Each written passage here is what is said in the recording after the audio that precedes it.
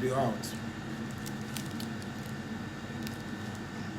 Like I always say, the idea behind my use of social media is to impact life, is to be sure that somebody is learning, somebody is growing, and somebody is picking something from the engagement here.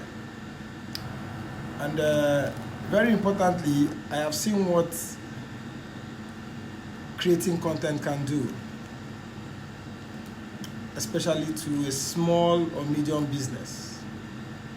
I have seen people without that huge capital base scale up, become very relevant, because they have a way of putting out their business in such a way that it appealed to a large number of people. One of the biggest examples in history I'm going to be talking about, in fact, the title of what I'm talking about today is The Making of a Modern Market. Everybody understand what a market is. But today I'll be talking a few examples, and you can get it in page 19 of the book, The Business of Content Marketing. Michelin used to be in Nigeria sometime very long ago. Of course, at some point they took their headquarters to Ghana. The Michelin Guide was first published in 1900 when there was just 3,000 cars in France. André and Edouard Michelin proved that the brand could increase sales and awareness by creating great content. Now let me stop there. When we talk about content, we overflog this issue, but what we are trying to say in summary is you can push out something for your business in a systematic, insightful manner that will intentionally affect your sales and services. In fact, it will make people want to buy from you. And that's exactly what Michelin, or the Michelin you know about, Michelin tires. Now, they began publishing guides to local attraction to give more reason to purchase cars. More car sales meant more Michelin tire sales. So when we talk about great content, what is in it? What makes your content great? What makes people want to buy from you? What is that emotional package you attach to your business that makes people want to connect with it? Personally, I have seen great content sell. The book I'm reading from, The Business of Content Marketing, was pushed by the copy itself. In fact, the idea behind the name was for me to tell people that there is a business side of creating content. So if it has worked for me personally and has worked for Michelin and some other people I'll be talking about today, you find out that this is not a subject to be, for you to sideline. This is something you should take seriously, and this is something you should inculcate into your business brand. I can say this with all form of assuredness and certainty that if your business doesn't have an online presence now, it is headed for the rocks. It will fold, it will fail, because this is a tool that's here now to augment your business and push it to that next level. As a matter of fact, not everybody is going to come to that your factory, and nobody is going to come to that your business every day, but sometime, or what I'm trying to say is everybody is going to see what you do when you use this tool to push your business. So I may not come to your business place, but I can connect with what you're doing using the social media platforms. I can connect with what you're doing using the digital options this gives you. This is how to expand, this is how to reach more people, and this is how to sell out. Whether you are looking for dinner or tires, there's one name that all of us know. The Michelin Guides book boosted recognition and awareness of their brand for over 100 years. The Michelin group also was able to use the guide to position itself as more than a tire brand. The restaurant and hotel-oriented guidebook established the brand as a cultural presence around major world cities. Today, when you Google best food in Manhattan, Michelin is still likely to show up in your results. And you will just one more way click away while you're viewing the tires, you're seeing other things. Now, what am I trying to say in summary, in earnest here? Their content game helped them that they became the preferred choice for a whole number of years. In fact, in Nigeria, so before their headquarters was in Ghana and all of that. They left when at the height of this economic challenge. But the truth of the matter was they stood the test of time because they had compelling content to hold people in. You as a small business owner, what are you writing? What are you doing about your business? You don't know who is looking at. Of course, you might not be getting the level of patronage you need right now. You might not be getting all of the things you need, but you must understand that opportunity will meet purpose.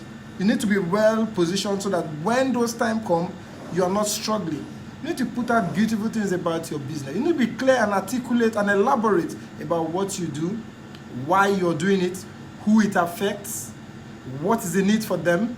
When these things are itemized clearly in your online activities, you find out that it's just a matter of time before you sell out. Another one is Jello. Educational content shows the audience a brand value. 4 years after Michelin published their first guidebook, another household name was jiggling its way into the content market scene called Jello. It was dealing with stagnant sales of their powdered mix as well as low brand awareness. According to Lumos, one of the reporters at the time, he said the company began sending representatives door to door to spread the word about their recipe. The recipe pamphlet was free, helpful, and easily actionable. Unlike Michelin, we just talked about, frankly, nuanced content marketing strategy involved discussing indirectly related topics. Jello's approach was less subtle, less direct, but he understood clearly what he wants to do about his own business. Their product was much more straightforward, so their content could afford to be more direct, product-oriented, and digestible.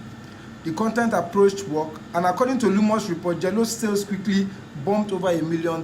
Now, what I'm saying here is another company. The beautiful thing about content is you can always change your strategy. Sometimes I come on Facebook and I'm telling stories. Other times I'm very direct and I'm hitting it, you know it's an advert. Some other time I am trying to create an emotional turmoil to you, the consumers, whoever is listening, and you're on a journey. At the end of the day, there is a name. And you're like, wow. A few days ago, I was saying something, and then I brought up my experience in my other company.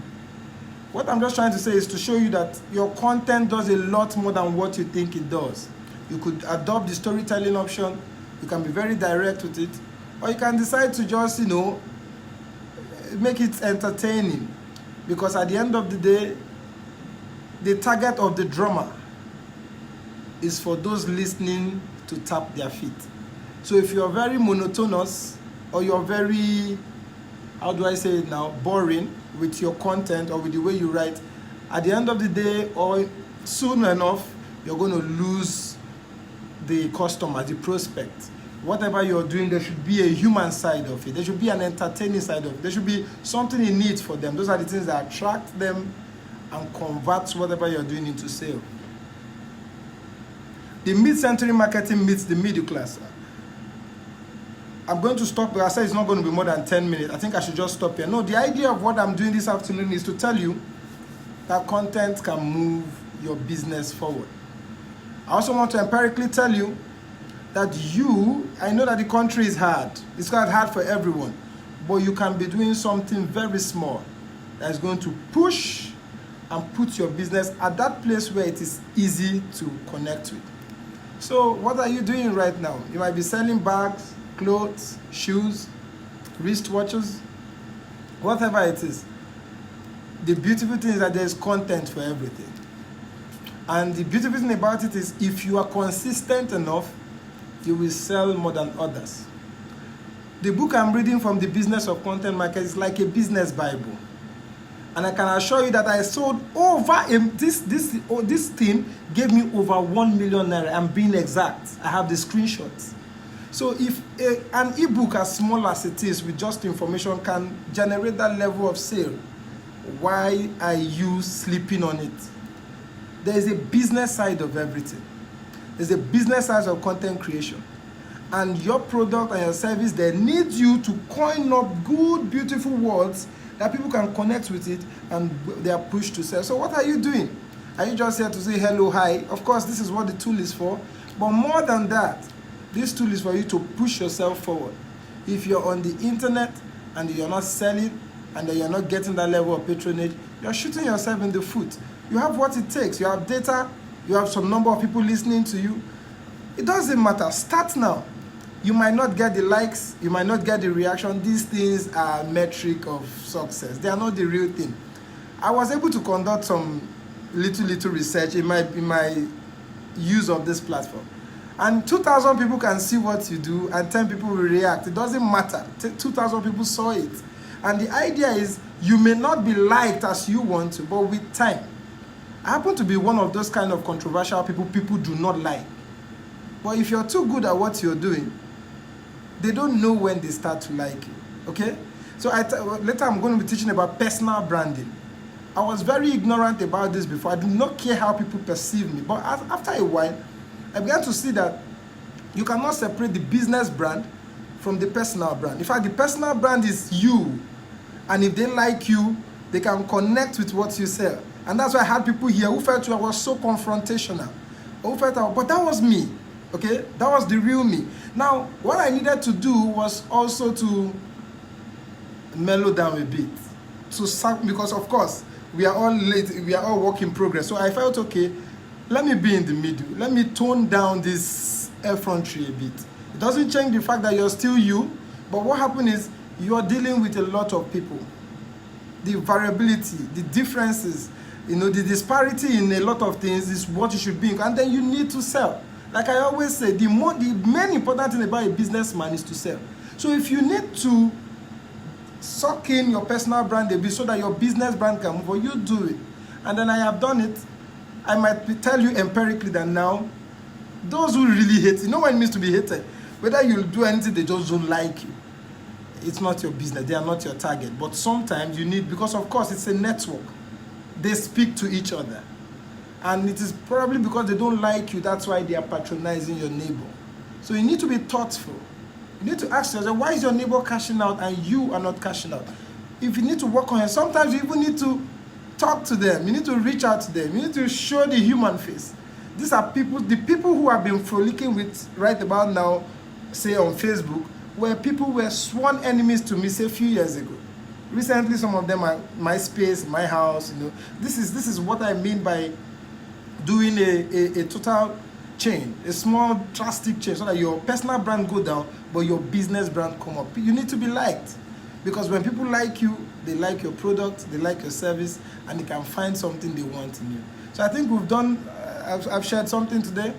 If you're interested in getting a copy of the Business of Content Marketing, it's still 1,500. But for today, it's just I will sell at 1,000 naira. I could send it to you, or you buy over the website.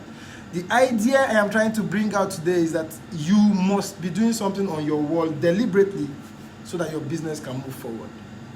The government is not working, blah, blah, blah, but you are here. You load data every day. And if you keep doing this and you don't have anything coming in, you shoot yourself in the foot.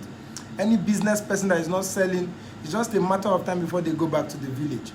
If you are not cashing out, you're not getting at least small thing, you find out that you will not keep being in business. Some of my friends are folded up. I'm not saying this to mock them, but maybe they were not conscious of some of the things I'm talking to you about today. Maybe they were not thinking about money. They weren't respecting money. Maybe they were also not thinking about working at that egocentric part. We are all egoistic. We all love to, but sometimes when you're dealing with people, you need to tone down the ego, okay? You need to be people-oriented. You need to take some shit. Have you heard the term she stooped to conquer? Notable among the person used was a certain Elizabeth. Margaret Thatcher, not Elizabeth. Margaret Thatcher was known to be very domineering. In fact, some people say she was very domineering character. But at the point in the focus where this thing was coined, she had to tone down to get the bigger picture, to get what she was looking for. So business is a lot like that. Business demands a lot of discretion. You need to sell. And in the bid to sell, you may need to cut down a lot of things. And that includes some of the egocentric and egoistic things we do here. Because like I always tell you, this tool is an illusion. So if you are too conscious of yourself, you might lose the result, might lose people. Sometimes be a fool. Sometimes they will tell you a lot of things. Sometimes somebody will come to buy your your good and will tell you they've seen it at a cheaper rate, it's not, you don't get angry. What you need to do is your ability to convince them. You've seen this, they are fake in the market too. And by the way, this is the difference between, your ability to persuade, your ability to, cover up those things and show them a spread. You may not know that those things are working. When they leave you, they begin to ask, maybe this guy one is original. And somehow in Nigeria, if you check, people believe that when something is expensive, it might be the original one. It's something happening right now. So just peg your price, be very conscious of what is happening in the market, but also be humane. It's a business. You're not dealing with animals, we're human beings, okay? And be sure that what you're giving is tantamount to result. I mean, it's paramount, is equal to result. Don't give something less than value, okay? If it is valuable and then they find out, okay, that the price is equal to the value they get, you sell out. Thank you very much for giving me audience. I still hope somebody would want a copy of this, and then we can do business. All right.